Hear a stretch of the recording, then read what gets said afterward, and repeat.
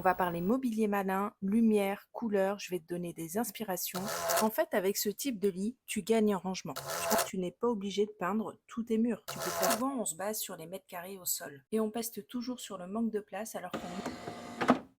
Si tu regardes cette vidéo, c'est que chez toi, tu as une petite chambre. Et entre ton lit, tes fringues, ton bureau, deux, trois babioles sentimentales, tu as sans doute l'impression de dormir dans un tupperware. Bah écoute, j'ai une bonne nouvelle pour toi. Avec quelques astuces de pro, tu vas pouvoir transformer ton mini-espace en vrai cocon bien pensé. On va parler mobilier malin, lumière, couleur, je vais te donner des inspirations, bref, tout pour respirer dans ta chambre et oublier l'effet tupperware ou boîte à sardines. Moi, c'est Lilou, je suis designer d'intérieur. Je ne vais pas te proposer de masterclass. Par contre, je vais te donner des conseils déco et aménagement d'intérieur, ici ou sur mon blog ou sur Instagram ou sur Pinterest. Enfin bref, tout est noté dans la description. Le premier conseil est de choisir du mobilier malin et adapté. Bon, sans surprise, je vais évoquer les lits avec des tiroirs intégrés ou les lits coffres, ce genre de lit qui se vend dans le commerce. Mais si toi tu veux recycler ton lit actuel et te lancer dans un DIY comme ces photos d'inspiration que j'ai trouvées soit sur Pinterest, soit sur Instagram, tu verras que tu peux utiliser des commodes en guise de structure de lit.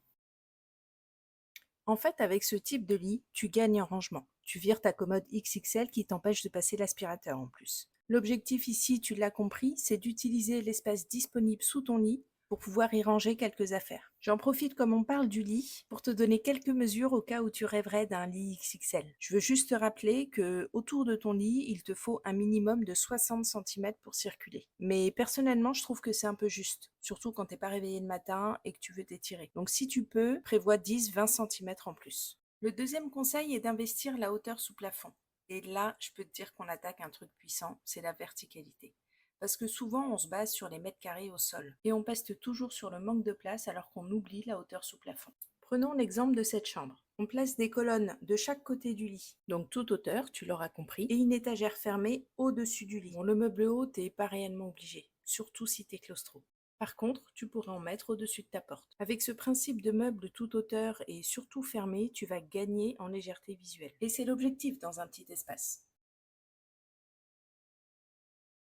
Le conseil suivant va avec les deux premiers, et pour moi, ça coule de source. C'est pas parce que je t'ai partagé un ou deux conseils pour avoir plus de rangement qu'il faut que tu accumules. C'est tentant d'en mettre partout, mais dans une petite chambre, le minimalisme, c'est pas une tendance, c'est une nécessité.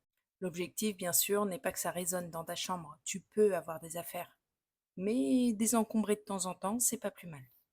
Et pour éviter l'effet en désordre en permanence, je te recommande vraiment d'utiliser des rangements fermés. Côté déco, pars sur la simplicité. Un cadre, une jolie lampe, une plante, c'est tout.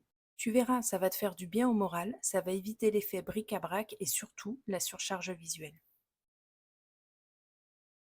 Pour le quatrième conseil, on va parler couleur. Oui, le blanc, c'est lumineux et ça peut agrandir l'espace. Mais total look dans une chambre, ça peut vite faire hôpital ou très impersonnel. Je vous conseille plutôt des teintes claires et naturelles, genre du bleu, du vert, du terracotta, du beige. Ça va donner un peu de profondeur sans alourdir. Et si tu veux structurer sans rétrécir, tu n'es pas obligé de peindre tous tes murs. Tu peux faire la tête de lit par exemple ou même le plafond. Ça va attirer l'œil vers le haut et bim, effet d'espace garanti. Je vais te conseiller en cinquième point de maximiser la lumière parce que c'est un peu le filtre magique des petites chambres. Si tu mets un miroir en face de la fenêtre, c'est comme si tu avais une deuxième fenêtre.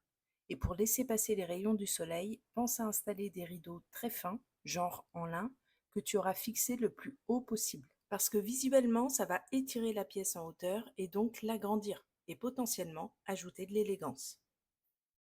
Et dernière chose concernant la luminosité, c'est la lumière artificielle. Elle peut aussi sauver ta déco et apporter une ambiance cosy. Je vais te donner un petit tip. Choisis des luminaires suspendus, discrets mais stylés. Ça libérera de la place sur ta petite table de chevet. Et si ton système électrique ne le permet pas, sache qu'il existe des ampoules rechargeables que tu peux mettre dans une suspension que tu auras simplement fixée au mur.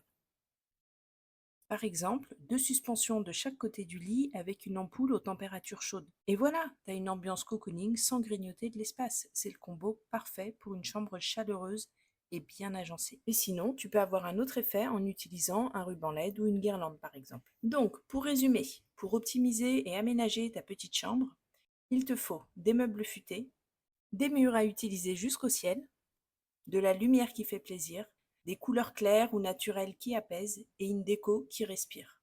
C'est pas de la magie, c'est juste une autre façon de penser l'espace. Et honnêtement, quand tu passes d'un champ de bataille à une chambre zen, tu dors beaucoup mieux.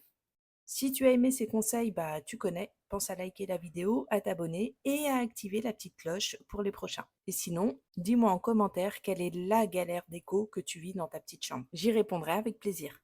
Ciao!